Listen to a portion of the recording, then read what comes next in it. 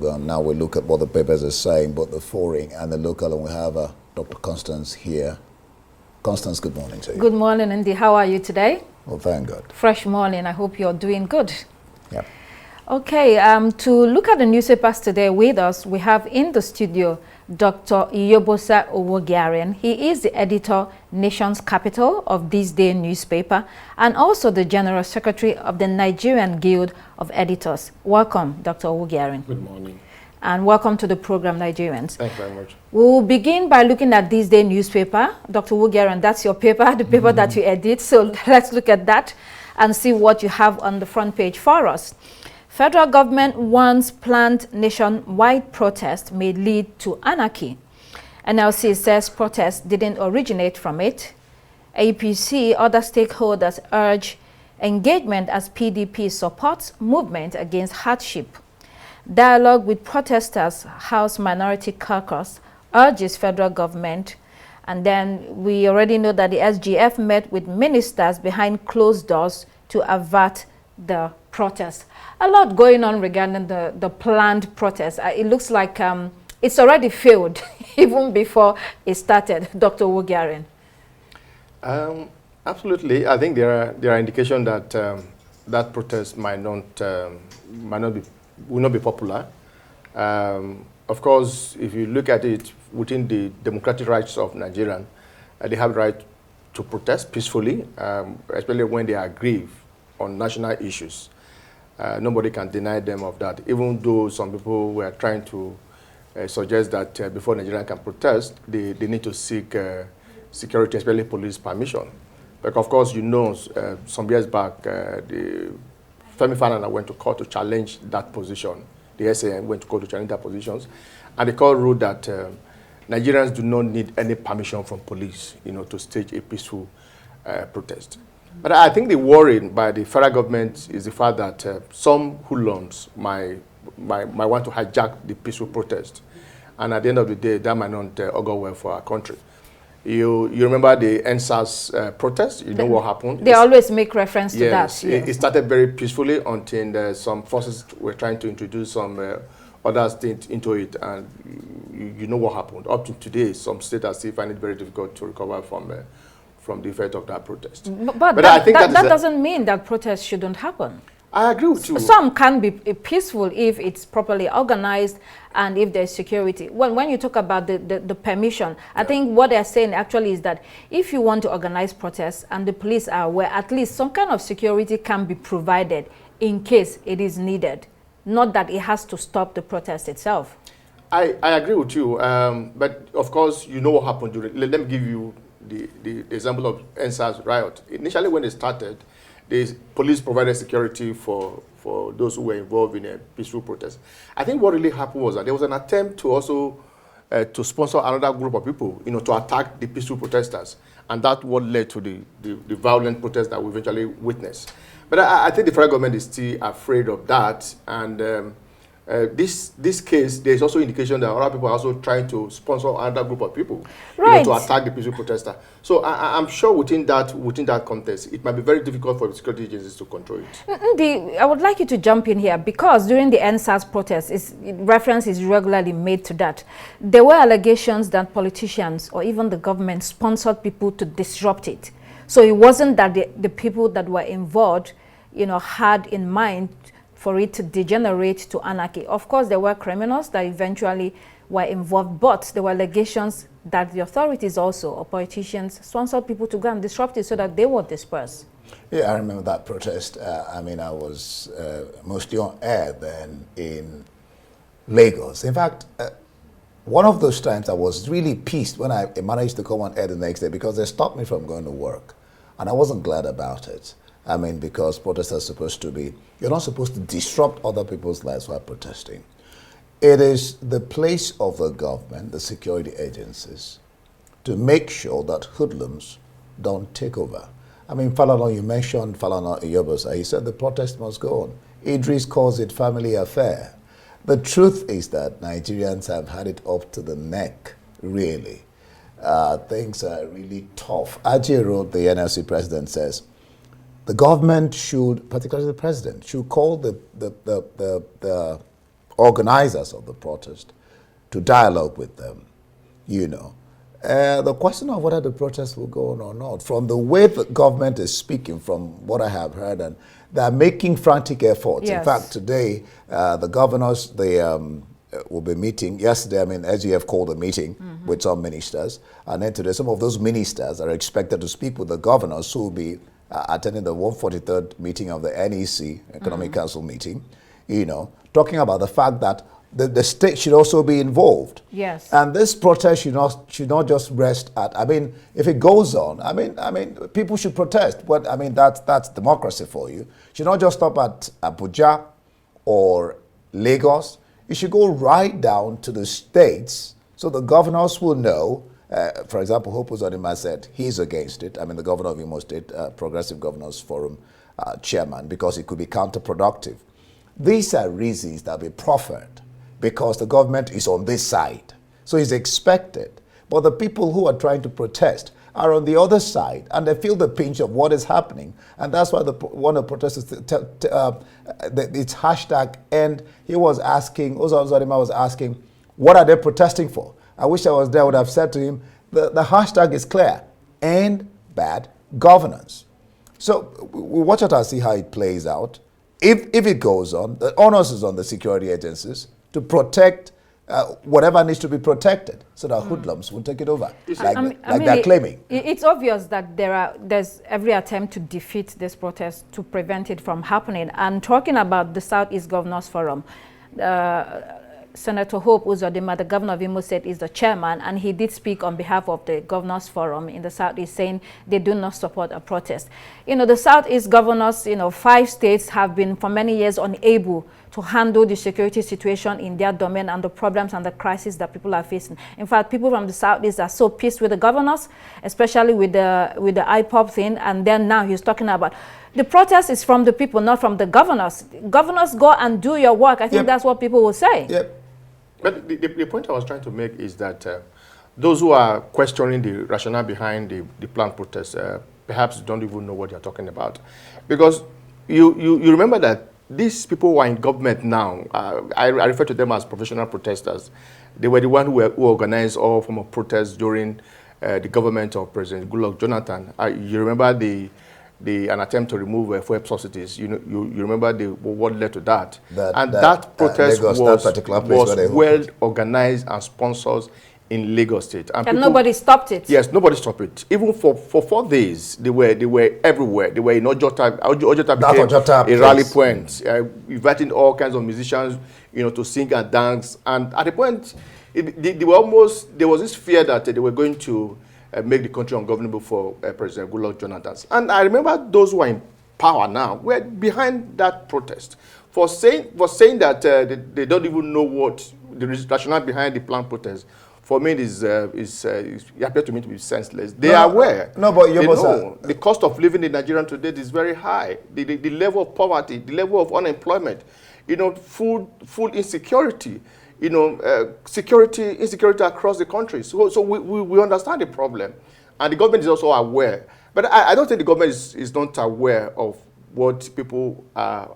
It is aware. The way he is aware. It's just and that is why the solutions Minister of Information appealed to them emotionally about 2 days ago, telling them that the government is doing everything to respond to their problems. But I know that President Bola Ahmed Tinubu is aware of these issues, and you could see some move by him to address some of the problems. Whether those moves we actually address the issues is what I don't know. You see, one thing is clear. Whether the protest goes on or not, protests are a form of getting whoever is in power to sit up, absolutely, do things. And yet, so you could say, even before the protests have started, they are trying to sit up, so to say. Meetings are being organized. SGF has called a meeting. Mohammed Idris, the information minister, is calling it a family affair. And then he talks about when Falana says, it must go on. You can't stop it. He says, he's a single individual. It's his opinion. Protest is allowed in democracy. I seem to let me just say this. I seem to enjoy the way Mohammed Idris seems to be handling Yeah. things, quiet and calm. Very professional. Yeah, I think I must say that about him. But the point is that, yeah, you could say government is listening, that they're making attempts. But the thing is, the people we'll soon talk about malnutrition. I mean, Constance doesn't bring it up. And then we'll see how people are really, really, really suffering. So people want to know that government is really doing something, and doing something fast, and doing something, and mostly the fact that the cost of governance is expensive, but at the executive level, at the NAS level, at the governor's level, and these are the things people are talking about. Well, they're using your word to sit up. If the protest eventually doesn't hold, you're saying that they're trying to sit up now because they're responding to what people are saying. If the protest doesn't hold, we hope, I think Nigerian citizens will hope that that sit-up will continue. That's the point. That everyone or the government officials, they don't go back to business That's as the usual. danger. Because, when you look at the trends, the business as usual will not save this country the way that it's going. You need something extraordinary. You need to think out of the box. You just need to keep it moving and rapidly, because by the end of the year, I think it's going to get tougher. Let's move to our next discussion this morning. We'll be looking at Daily Trust newspaper. Federal government resumes trial of over 300 terrorism suspects. This will be done in pursuance of social justice. The government says hundreds of terrorists have been, over the years, arrested in various security operations across the country. No fewer than 5 judges are involved in handling these cases. And then that is under the National Counter-Terrorism Center in the Office of the National Security Advisor. We have over 800 case files reviewing these cases. Charges have been drafted for prosecution.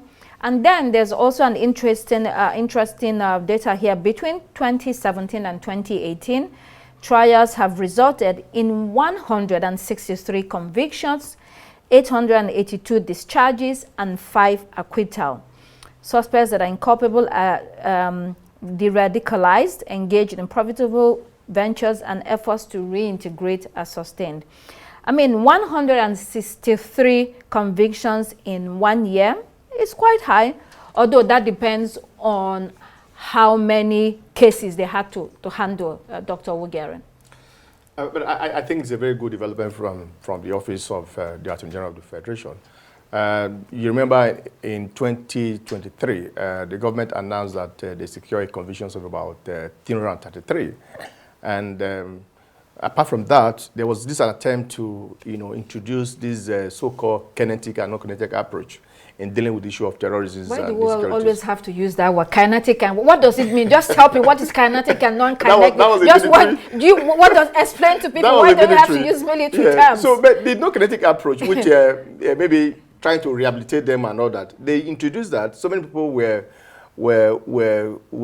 arrested, and they kept them in so-called rehabilitation center with the hope that they have repented.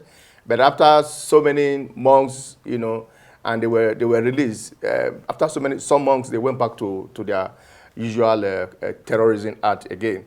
And for me, that is not working. What the federal government needs to do, which I think the current Office of the Attorney General is doing, is to punish bad behavior. When there is a crime, when somebody has been arrested for alleged crime, that person must be punished. If you don't do that, you are emboldening others to commit the same crime. I think the problem we have in Nigeria is because we don't punish bad behavior. And sometimes you arrest some known criminal, and before you know it, it's either the security agencies are compromised or there's big man from somewhere, asking the security people to release them. So at the end of the day, people who see them on a daily basis, that they commit crime, they kill innocent human beings, and there is no deliberate attempt on the part of the government to punish such persons, according to the law. I mean, at the end of the day, people are emboldened. Some people are emboldened, to commit more crime. I think that is the problem we have in Nigeria. So I'm happy that this news is coming from the Counter-Terrorism Center and with the full support from the Office of the Attorney General of the Federations. I think it will go a long way in sending a very serious signals to others that it is not business as usual, and that if you commit crime, if you kill innocent human being, and you'll be punished for it. I mean, in that story, it also says there are acquittals. And I think this is important because you will also listen to people that live in these areas that that have been faced with terrorist challenges. I mean, there are hotspots across the country. People will tell you that some of their words that have nothing to do with terrorism have been taken away and languishing in jail or police cells or in detention. So you want to make sure that you're not picking up innocent people and they are suffering for crimes that they did not commit. Indeed.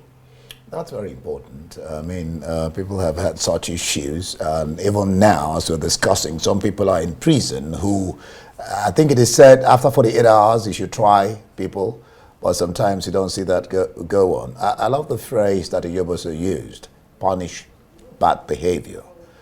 I think that's where the problem lies. People are fed up in the country. This is at terrorism level, you know. There's also the issues of politicians or other people doing stuff, and it just vanishes into thin air. Nothing happens. You don't get to hear about how it has ended the stuff. When people get punished, and by the way, even when you try them or you want to use the non-kinetic like you talked about, what happens in the foreign arena is that these people are monitored over time. Or what are the plans for even rehabilitating them? Because somebody said... They have the radicalization programs that have been ongoing and then supporting them to set up business ventures. There's also there's this repentant Boko Haram programs that they have across the north. It's not working. I remember when the former Chief of Defense Staff was in power. I'm talking of General Lucky Irabo. And he's trying to, interact with media executive reporters almost on a daily basis. Because from the record, it's obvious that approach is not working. Why is it not working? It's not working because if you rehabilitate them and they don't have the what to fall back on. But that's part of the rehabilitation. I mean, yes, there's that temptation to go back to the crime. Because exactly what I wanted to say. They were making so much money from the issue. And you talk about illegal detentions of suspects. But I don't think, I think the security agencies are doing a very good due diligence in separating the suspect, those who are really committing the crime. I remember some time ago that the Counter-Terrorism Center released a figure to say that 896 suspects were discharged for lack of evidence. Evidence, yes. So, even in this report, there are over 800 that were discharged. So which means that the security is doing good work, separating suspects from those who are committing the crime. So I think they should continue along that line. But this idea of detaining innocent human being, suspect in prison for so many years is uncalled for. I think that is what the Minister of Justice is trying to correct. There are people who are waiting trial in prison for months. So you need to, they need to face trial. If there are evidence that they release them if you have no evidence against them. Just that they have released almost about 896 suspects for lack of evidence. And quickly, because the wind of justice is quite slow in this part. Yeah, that's problem in Nigeria. And let's also look at overall the terrorism fight overall. I mean, when something starts in this country, it's difficult to stop, whether it's banditry, whether it's what do you call increase in prices or whatever. Whatever. I don't know why. So, would you say, Dr. Wogiaran, that this fight against terrorism has been successful so far? It's like it's unending. From the beginning, I think there was an attempt to politicize it. You remember there was a time, a very prominent Northerners, a former governor told me that there was a time some politicians were paying taxes to terrorists in the northern part of the country, just to prevent them from attacking them. I'm talking about the Boko Haram and what have you. They were paying taxes. They were giving them money almost on a monthly basis to prevent them from attacking them. They knew them. So there was politics, and there was also an attempt to also politicize it. Some people say, in the beginning, some people said, "Look, these guys are agitators. They're agitating for a better life." Better life, yes. And that there was need for the federal government to trying to equate it with what happened in the Niger Delta. So. And they started doing that. So, and as a result of that, these people became very emboldened. And By the time they realized that there was nothing like, by the time they realized what that happened, this is really the whole thing terrorism. has degenerated to a very serious problem. Yeah. Now, You remember there was a time when Jonathan was in power. Some group of elders from the Borno State visited Jonathan in Abuja and told them that I told Jonathan to stop killing their people. That these guys are agitators. They're agitating for Let me better even lives. remind you that one cleric in the north, Gumi, I mean, everybody knew him. The way he was always sounding, he was always trying to draw a parallel with what happened in Niger Delta, with what is happening. And that really did not help matters, because he seemed to support the bandits, the Boko Haram, that they were trying to agitate for something. But then you talk about agitation, you talk about what are the governors in the north or the leaders in the north doing for their people? Because when you talk about poverty in the land, it's always there. When you talk about, at some point it was about 87%. When you talk about Nigeria being suffering from poverty, most of it was found there. So what are their leaders doing in that place? So when you have people like Gumi, speaking the way he speaks about terrorism, about banditry, about Boko Haram, that really became a big issue. Right. Well, I guess that also raises the issue of governance, not only at the federal level, but at the state and local government level. Let's move on to Guardian newspaper this morning. In Guardian, we're looking at the story, tough times for poor Nigerians as food inflation worsens malnutrition. 2 million Nigerians suffer from acute malnutrition. Also, Nigeria loses $1.5 billion of its GDP to malnutrition yearly. UNICEF urges FG to introduce food subsidy and reduce taxes. We are being taxed more and more, and UNICEF is advising the government to reduce taxes. FG stakeholders propose $600 million to tackle malnutrition. This is an important topic. Malnutrition in children is dangerous and can have lifelong impact. It impairs mental and cognitive health. It means that they do not develop the way they should, and this is a huge challenge, Dr. Wogaren. Absolutely, I agree with you. Unfortunately, it is something that the federal government or the Ministry of Health is not tackling very well. It's very clear. There was a meeting I attended, the stakeholders meeting I attended, organized by one NGO some time ago, where they gave a statistics of malnutrition across the countries. There was a pictorial to even validate that, and you could see the horrible natures of children that we have across the countries. And most people affected are children of about 2 to 3 years. And what is responsible? A lack of good food, and it's very pronounced. Nutritious. Yes, nutritious. Yeah. So, and it's very pronounced in area where you have insecurity, because once you have food insecurity across the country, and there's poverty, people don't even have money to even take good care of their children, and you're bound to have that kind of challenges. So it's a serious problem, and some states across the country, especially from the northern part of the country, are taking making deliberate effort to tackle the problem. But I think the state government or the local government and the federal government should do more, to address the issue. The major reason for it is poverty.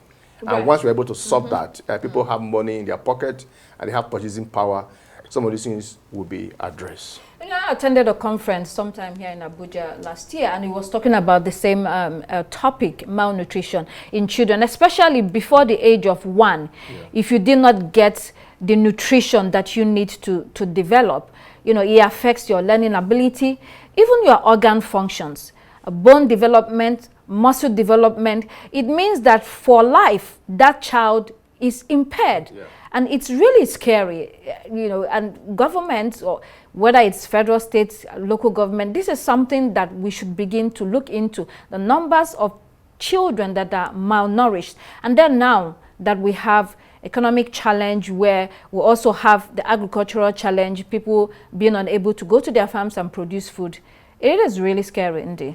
I mean, for the first bit of nutrition that a baby, a child gets is colostrum, the white part of the breast milk.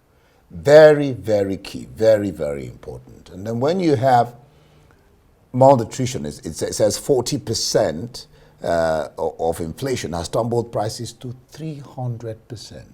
Now that's crazy. That's alarming. That's terrible. And that's what Nigerians are facing. The Médecins Sans Frontières, Medicine Without, Doctors Without Frontiers, Without Borders, was talking about what's happening in the north. How, you know, how about the people they are meeting, you know, for malnutrition has increased by more than 100%. And this is what the country is facing. If again, it boils down to, like you said, I mean, he said food, eating food, he said good food with nutrition. Now, how much, I was discussing with one of my colleagues the other day, he said, Gandhi, I don't even know how to buy eggs these days. You have to buy egg. It's about 6,000 a crate of egg now, or more than that. Yes. So he was talking about, what do I do if I buy? I have to be, and people are rationalizing. People are not even able to buy. So it's really, really a big problem. And it boils down again to what insecurity is doing to agriculture. People are not going to, the farmers are not going to the farm. And somebody called, what do you call it, tomato? Red gold or something. It is very expensive now. Terribly expensive. Yes, it is very expensive. I mean, but this malnutrition is not only in the north. It's actually across the countries. Everywhere, you know, every part of the country is touched. In some regions, it might be higher, but every part of Nigeria is being affected by what is currently going on. Yeah, he was just giving an instance of what they're experiencing, yes. You know. The statistics from different states. Okay, let's move on to Punch newspaper. Foreign education Forex allocation tumbles 83% according to CBN. Nigerians spent $38.17 million million dollars on foreign education between January and March 2024. This data is from the CBN. The amount spent crashed by 83% from $218.87 million recorded in the same period last year. This occurred amid a crash in international student enrollment in UK universities this year. The survey conducted by universities in the UK revealed significant drop in international student enrollment by 44%. And then also, data in 60 universities show a decline in interest among students studying in the UK, evidenced by a significant drop in deposit payments. Why is UK usually the preferred destination for students that want to study abroad in Nigeria? Ibosa, can you hazard a guess? Well, I think there is, using Nigeria as an example, you know, there's a historical link between the UK and Nigeria. And people prefer to go to UK than going to the US in terms of culture, in terms of safety and all that. Proximity, maybe just 6 hours just 6 from hours here to the UK. Going to US or Canada. So, and that link is there.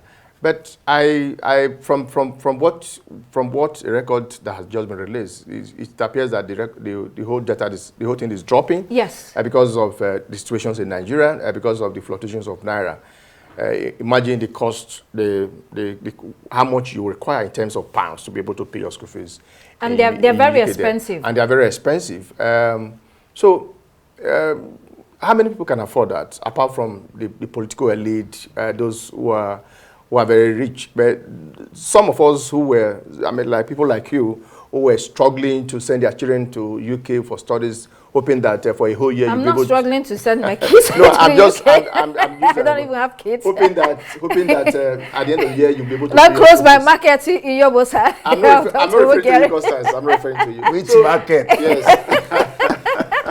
So at the end of the day, you are not able to pay that. I know of one or two friends who had to relocate their children from UK to Nigeria because they could no longer pay the school fees in hard currency. All right. And if you also look at the memo released by the Ministry of Education recently, they've also cut down those who are on scholarship. They've also cut down the amount of money they usually release to them by almost about 50%, 30%, 40%, depending on the items. So And even the government is also feeling it. So if the government is feeling it, then everybody is feeling it. You know where but it's only the political elite that are not feeling it. You know where I'm not. There was something that was trending. Let me just tell you that, okay. that's trending on social media. You remember the owner of the Bayes University? Yes. Okay. Yes. He has a very Akim Baba Ahmed. He's running. So he has a very good school in Abuja and Kano. But meanwhile, he decided to sponsor his children to school abroad. You see? You know. How do you do that? The same course that Bayes University is teaching. Yes. So you discover that your school was not good enough, you know, to... Is it that his school was not good enough, or this craze of I want to belong, I want it to be seen that I can send my children abroad, when politicians, you know, I don't know whether to use the word pilfer money, some of them. You know, but you know what this speaks to? This speaks to, I mean, people have said, you know, in many fora that little headache. Politicians will send their children abroad, or go abroad themselves for little tiny headache. Even headache, And then what does the guy living in Face Me, I Slap You, what does he do? He still stays here. He goes to the hospitals or the clinics here. This speaks to what are we doing about our educational institutions, because that's what it's boiling down to. You know, there are always advantages and disadvantages, opportunities and problems. What this will probably speak to is the fact that now government or people who are responsible for education will begin to, but when Akim Baba Ahmed will send these, that's terrible. So if your school is not good enough to take... It's not even, I don't think it's that it's not good enough, because people send, that's one of the highbrow schools. Yeah. You know, we'll soon go on break. People, highbrow school. So, I mean, it's something like you need to speak to him. And why did you send your children abroad and leave Bayes University? All right, we'll come back after this, brother. We'll continue with this discussion. Stay with us.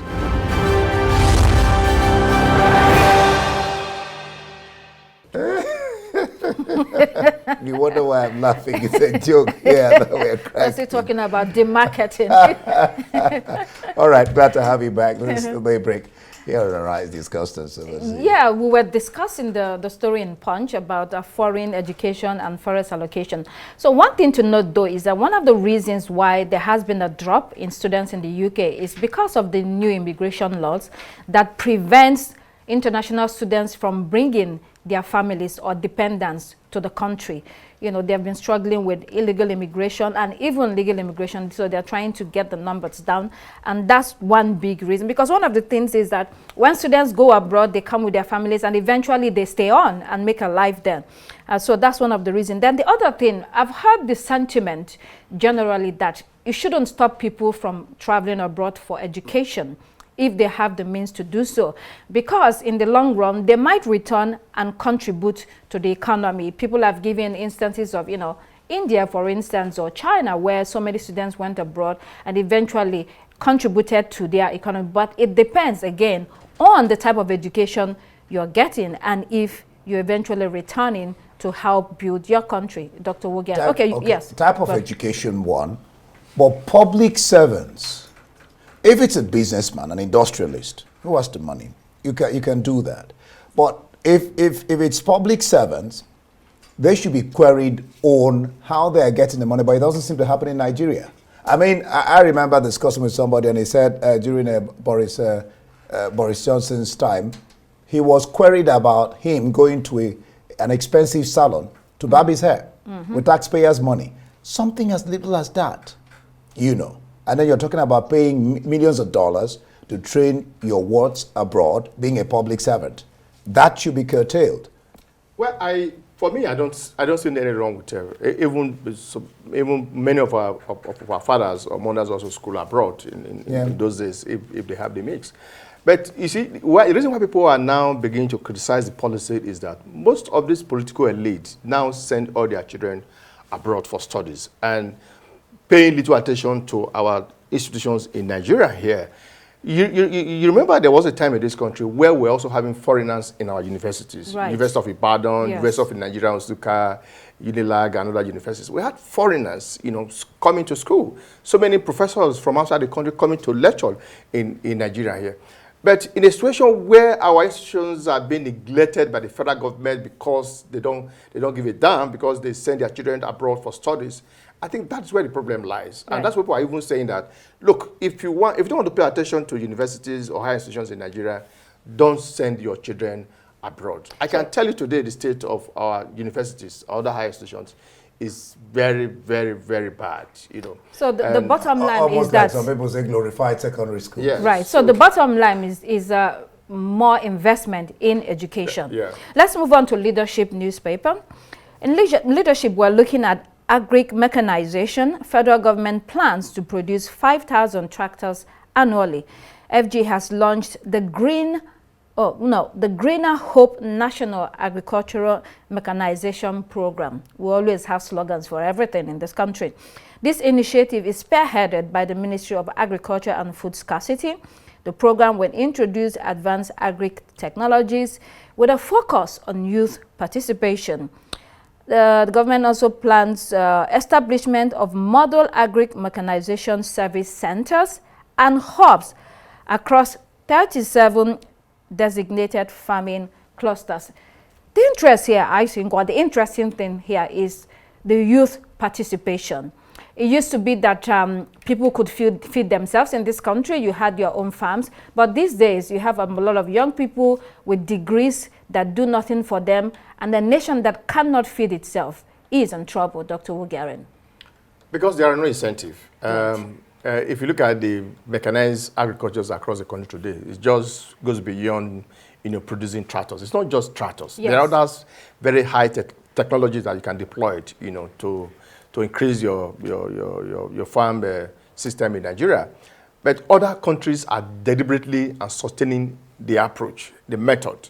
But in Nigeria here, even when the tractors that they are trying to buy, you see them buying tractors. You see distributing it among the politicians, members of House of Reps, governors and ministers and what have you. And at the end of the day, the people who actually need the tractors to farm don't have access to it. So when there is no incentive, when there is no scientific methods of farming, and you are not introducing that even when you have the resources, how do you encourage the young one to be part of it? I think that is the problem. You want to encourage people to go to farm. I want to give them hoe. You want to give them cutlass and another primitive issues to be able to do that. Don't call those primitive. Those things you call primitive were very useful for survival in those periods. You see why I'm saying that? So don't use the word primitive. You see why I'm saying that? It cannot compete. Massively produce products. I mean, by using those tools. That's the point I'm making. But right, Dr. Wugaren, also remember, yes, mechanized farming is good because you can produce more. However, listen, when you watch the trend all over the world, people are trying to go back to subsistence farming in order to grow what they eat in the developed world. But the only problem is that you live in cities, so you do not have access to land and you're holed up in a flat in the industrial machine. So when you have a farm at your backyard, you're not looking for tractors.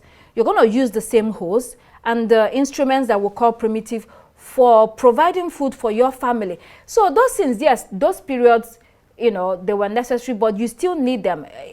We should actually encourage, if you have land behind your backyard, grow some food. That calls to mind, that calls to mind what the wife of the president, Oluremi Tinubu, is doing. He talked about what you're talking about now, growing for the family, that every household, I think there was, she did a conference and there was something about it, you know, that people should grow, start learning to grow food items behind their house. That's what if every household in Nigeria begins to grow food items behind their house. So I'm just referencing what she's done with what you're saying, Constance. But then the interesting thing here is that on about 4 levels, Nigerian farmers create jobs for Nigerian farmers. Women, of course, I mean, those days farming was, men do farming, but mostly you see women in the farms. Women and then youth, as well as achieving food and nutrition security. It will be interesting. I understand where Oyebosa is coming from, yeah, I don't have you know, but that's on a higher scale. Yes. And where Constance is coming from is on a lower scale, which is what Oluremi Tinubu is trying to project, for households in Nigeria to begin Well, the to point I form. was trying to make is I don't have a problem with that. But the issue is that will solve our problems. That will solve our problems. Holistically. Because the population, what is the population of Nigeria? Almost about 220 million people. So And the there population is is increasing no every day. one way. And for you to massively produce, you need technology to be able to do that. This idea of farming in your backyard or your farm will not address our problem. I will not assume that Nigerians today, with the vast land that we have, we are not able to farm to take care of our needs. We rely on importation to be able to feed ourselves. Where smaller countries are producing, they are feeding themselves and also exporting. So it is a shame that Nigerians, with the kind of population we have, the kind of land that we have across the country, we are not able to feed ourselves. We are able to farm and feed ourselves. No talk of, exporting. So, and that is the problem that I'm talking about. For us to be able to address that issue, this Tinubu's approach that you must farm at the back of your house no, it's will not. not actually solve the problem. Dr. Wugaren, what they are saying is that, Dr. Wugaren, a problem can be multifaceted, and the solution is not one way. If you have opportunity to farm, subsistence, do it. But also there are other angles to this discussion. Mechanized farming is great. The developed world has done it. And what we need to do also is to watch. They are rolling back in a lot of the so-called developed ways of life to see that what Africans were doing actually many years or centuries ago actually has its benefits. It's not only about capitalist ways of doing things. A lot of developed country citizens are seeing the downsides of mechanized farming and agriculture, the pollutions, the quality of the food, and the pesticides and the effects they have on human health. So that's why you have organic farming booming GMO, in those GMO countries. problems. Yeah, so there are pros and cons. What we are saying is that there is no one way.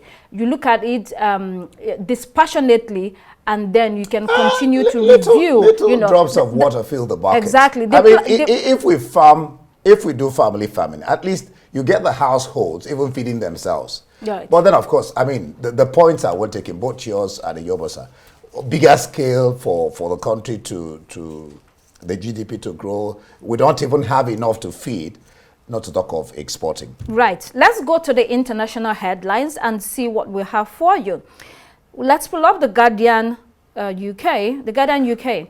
Protests as Netanyahu addresses U.S. Congress. The Israeli leader was in the U.S. yesterday addressing a joint session of the House. He praised the U.S. for support, and he called for total victory until this was dashing hopes that the war will end. And he said something, I quote, "We're not only protecting ourselves, we're protecting you." That he's talking to Americans. Our enemies are your enemy. Our fight is your fight. Our victory will be your victory. But if you watched that speech yesterday, it was a defiant show of power. And every bit of that speech was punctuated by claps, thunderous applauses throughout. Look, this war might not end as soon as the world is hoping, even when there were protests, against his being there, Dr. Wugaren. Yes, I agree with you. There was that hope that his coming to U.S. Congress was going to douse the tensions, but unfortunately, and the guy was spitting fire yesterday. He was. Alluded to the fact that the world would not stop until there is total victory. As defined by him, total victory. Yes, total victory by him. Which is a sign that the war will continue, and that what many people were expecting would not happen very soon, and also appealing to the U.S. to rally support. Even though there is about 50 Democrats who boycotted that Congress, saying that in protest against what is happening in Gaza. In Gaza, yes. But the truth of the matter is that the Israeli Prime Minister is still very, very, very angry from the way he spoke. Even when there were protests outside, he referred to the protesters as fools. No, he actually called them useless idiots. Wow. That shows the arrogance of Netanyahu. Yeah, so, and I don't know whether he has this part of a prime minister in Israel to remain in power. You must be a world monger and all that. But from the look of things, from the way he spoke yesterday, it is obvious that the war will not end very soon. Even the opposition in Israel was criticizing him. Family of hostages. If the speech, Netanyahu didn't even talk about the hostages. He didn't talk about ending the war, which is a very dangerous. That yesterday, as he was speaking, about it has 79, if I'm right, or 129 Palestinians, not Hamas, were killed. The truth is that so many lives have been lost unnecessarily. And that's why Biden is drew back his support at a point in time. And then the argument now is, even for them, in fact, it was nauseating, all the claps, because I couldn't understand what the clapping was about. But it's also interesting to know that in spite of the clapping and all that, there are some people who are not even happy with what is happening. No, there were protests outside. About 50 Democrats, Congress people, and the Bernie Sanders, the Independent, boycotted that sittings. Yeah, they boycotted it. So you know, and you had protesters outside. You know, even Americans, of course. And so the point here is that the question is even like Biden is asking, and your position in Israel, what is your after the war? What's your plan? Biden is saying we don't want Israel to take over security totally in Gaza, which is what Netanyahu is saying.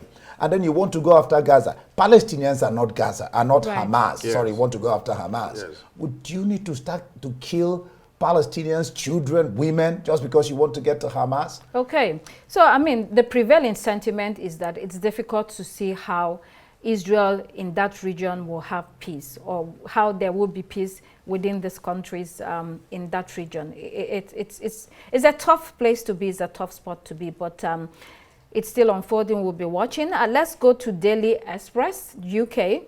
In Daily Express, the story this morning, senior army officer stabbed outside his barracks. He was attacked by a masked man and stabbed up to 12 times near his house. The soldier's wife fought so desperately but unsuccessfully against the attacker, and the knife man, though, has been arrested. That's the good news. I think this just highlights the knife problem in the United Kingdom.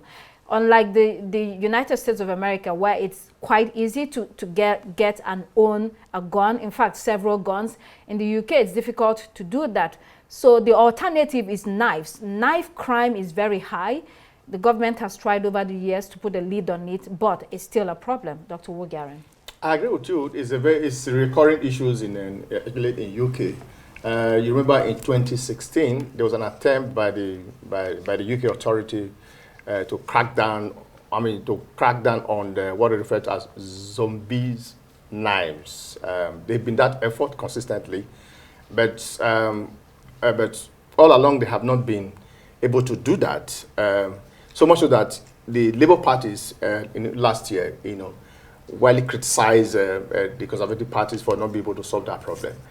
So it's frightening. But I hope that now that the Labour Party, who was constantly criticizing Conservative government of not being able to solve the problem, now that they are now in power, let's see the approach, let's see the method they will employ to solve the problem. Like you said, it's a very dangerous issues in UK, and so they must do everything to stop. And it happened, because you can never tell who will be the victim. And to think that it happened outside the barracks. Yes, to a soldier. Yeah, to a soldier. So if it can happen to you wonder the audacity, yes. The temerity to be able to do that. Outside the barracks to do that. But like you said, Constance, the interesting thing is that the person was arrested. Yes, and then they move on from there for investigations. Right. So crimes always, if you commit a crime, you will go to jail. Senator, our own Senator Ike Kwaramad is in jail in the UK serving out his time. If you commit a crime, you're caught, you will go to jail. Let's quickly look at name recognition. Oh no.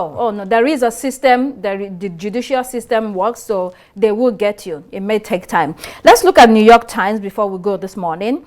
Biden asserts nation needs fresh voices. He addressed the American people yesterday from the Oval Office.